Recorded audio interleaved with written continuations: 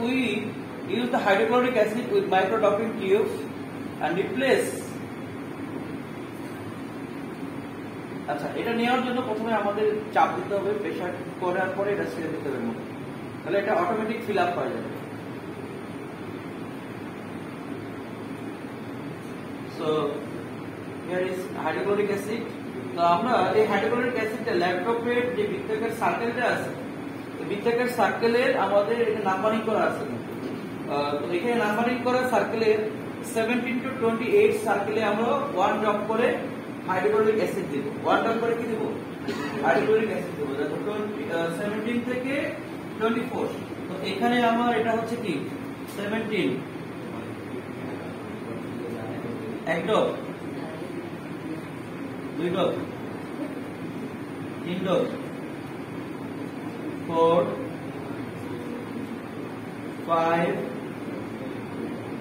6, 7। তো আমরা হাইড্রোক্লোরিক অ্যাসিডের ড্রপটা দিয়ে দিচ্ছি। তো আর এক্সেস যে কেমিক্যাল গুলো আছে এটা আমরা নষ্ট করবো না, এটা আমরা কি করে দিব? প্রেসার দিয়ে আমরা মানে এই রিঅ্যাক্টর যে বোতল আছে এখানে আবার কি করে দেব? ফিল আপ করে দেব। আমাদের দেন আমরা এটাকে সরাবো এখান থেকে, এই ঢাকনাটাকে সরিয়ে কালো অংশে রাখলাম, ঠিক আছে? রাখার পরে আমাদের এই মেইন যে পেটিডিক্সটা ছিল ওটা কিন্তু কভার ছিল, এই পেটিডিক্সটা আবার সার্কেলে রাখবো। তো সার্কেলে রাখার পরে দেন আমরা we use ammonium hydroxide the point নাম 29। এই সার্কেলের এই পয়েন্টে আমরা কি দিব? অ্যামোনিয়াম হাইড্রোক্সাইড কি দিব? অ্যামোনিয়াম হাইড্রোক্সাইড 1 ড্রপ ইউজ করব।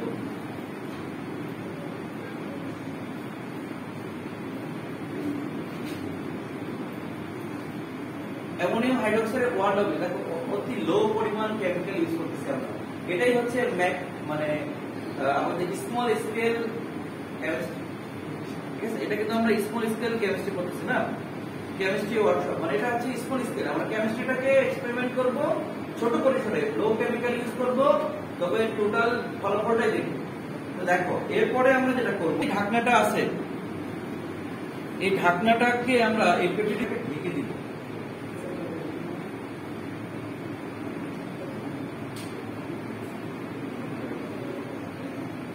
এই ঢাকনাটা যখন ঢেকে দিব, দেখো মুহূর্তের মধ্যেই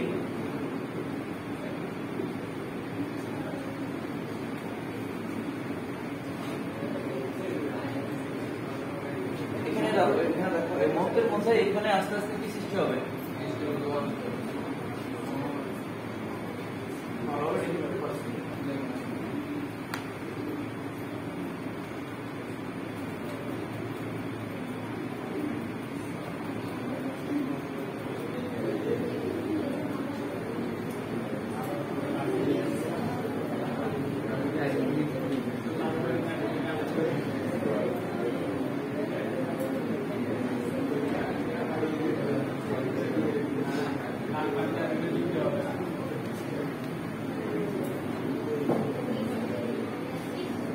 ধোঁয়া বেরোচ্ছে আর কি আস্তে আস্তে। কিন্তু আমাদের একটা সমস্যা হয়ে গেছে কি জানো? এই ধোঁয়াগুলা বাইরে বের হয়ে যাচ্ছে।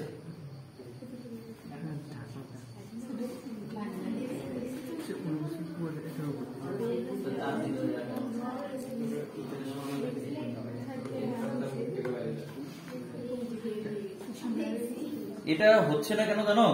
এখান থেকে ধোঁয়াগুলো বের হয়ে যাচ্ছে। প্রবলেম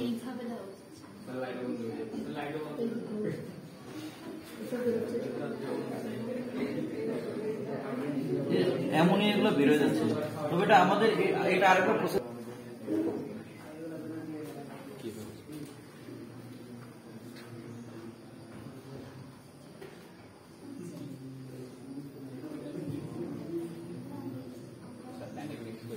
যেখানে দেখবা হাইড্রোক্লোরিক অ্যাসিড ছিল সে তার আশেপাশে সাদা হয়ে যাবে, মানে এখানে ইয়ে হচ্ছে গ্যাস গুলো সৃষ্টি হচ্ছে, অ্যামোনিয়া গুলা এখানে তো গ্যাস সৃষ্টি হচ্ছে, অ্যামোনিয়া গুলো কার দিকে যাচ্ছে? যেখানে হাইড্রোক্লোরিক অ্যাসিড ছিল সেখানে যাচ্ছে, ওর আশেপাশে সাদা ধোঁয়ার সৃষ্টি হবে।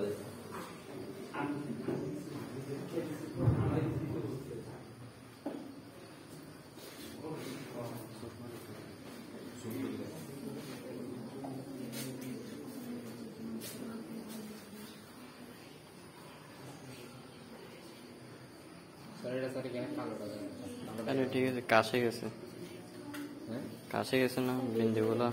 না না না স্যার কালো স্যার বুঝলাম না, আমাদের সময় যখন দিলাম তখন বেড়ে যাচ্ছে না।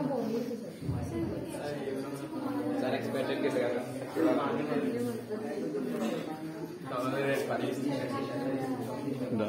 বাড়িয়েছে না চাপা দিয়ে রাখি না, বাতাস চলে যাবে না। তো আমাদের অ্যামোনিয়াম ক্লোরাইডটা এই হাইড্রোক্লোরিকের কাছে ধোঁয়াটা সৃষ্টি করবে কিন্তু। কেন করবে বলো তো?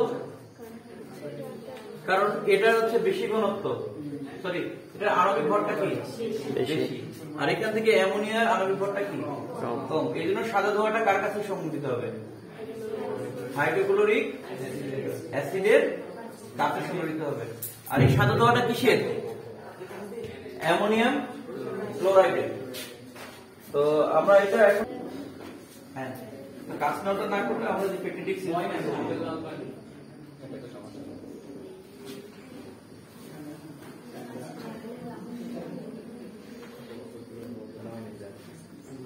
ধোঁয়াগুলো বের হয়ে যাচ্ছে, কেন যে বের হয়ে যাচ্ছে?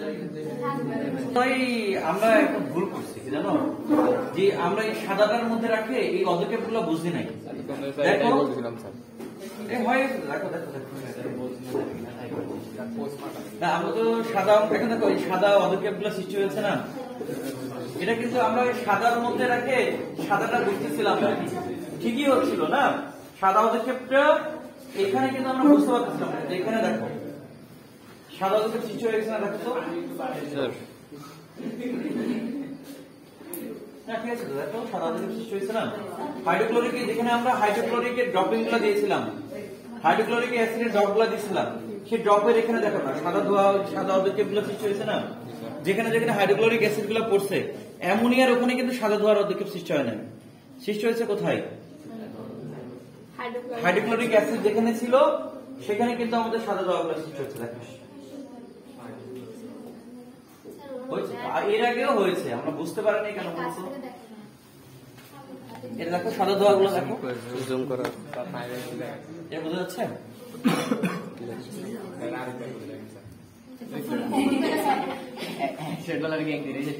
এই আরেকবার করাবো, তবে এটা হয়েছে তো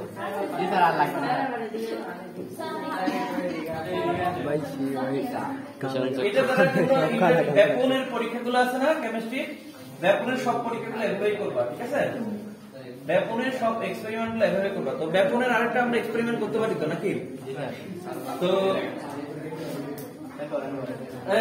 এটা করবো হচ্ছে যে একটা টেরিয়াক নিয়ে এসো, ওখান থেকে একটা দেখলাম গ্যাস।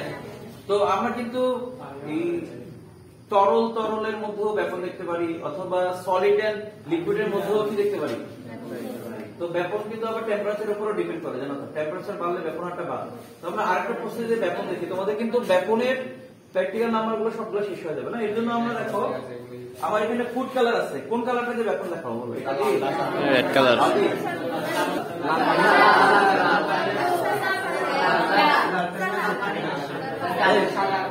আমাদের ন্যাচারাল ইন্ডিকেটর থাকে, ন্যাচারাল ইন্ডিকেটর গুলো কি হতে পারে? যেমন ডালিমের রস লাল কালার, এরপর কি আমাদের জবা ফুলের কালারটা, তারপরে হচ্ছে যে আমাদের পুঁইশাকের বীজগুলা যে চিপলে এখান থেকে একটা লাল কালার আসে না, সেটাও কিন্তু আমাদের কি ন্যাচারাল কি পানি নিয়ে এসো, পানি নিয়ে এসো, ওয়াটার একদম কি সলিড ওয়াটার H2O একদম পিওর ওয়াটার নাকি? এটা আমরা কার মধ্যে নিয়েছি বলো? Conical flux. এই কনিক্যাল ফ্লাক্সের মধ্যে যদি আমরা কি দেই, আমরা একটা কিন্তু ফুড কালার আছে, এই ফুড কালারটা দিয়েও ব্যাপন বুঝতে পারি না। লাল পানি। তো এটা দেখো যে হোয়াইট ব্যাকগ্রাউন্ডের মধ্যে রাখলে সহজে বোঝা যাবে। তো এখানে কিন্তু আমাদের ব্যাপনটা আরেকটা ব্যাপন দেখাচ্ছি, এটা হচ্ছে ইন্টার ডিফিউশন অফ গ্যাসের ব্যাপনটা দেখাচ্ছে, আর এটা দেখাচ্ছে কি তরল পদার্থের মধ্যে ব্যাপন।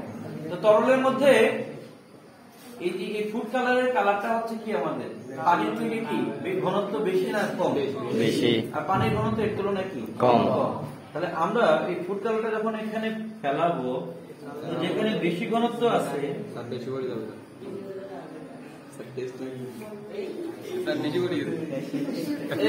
এটা কি হচ্ছে দেখো, যেখানে এই কালার গুলো নাই আশেপাশে সব কালার গুলো চলে যাচ্ছে না, মানে কালার গুলো আস্তে আস্তে দেখবা যে এখন কিন্তু আস্তে সব পানিগুলোতে কি করে দিচ্ছে, লাল করে দিচ্ছে না, আস্তে আস্তে গোটা কালার গুলো খেয়ে যাচ্ছে। পানিটা কিন্তু সম্পূর্ণ লাল ছিল না, অল্প একটু আমি কালার দিচ্ছি না, তো এই অল্প একটু কালার গুলাই কি হচ্ছে সমস্ত পানির মধ্যে ছড়িয়ে যাচ্ছে। তাহলে এটা হচ্ছে আমাদের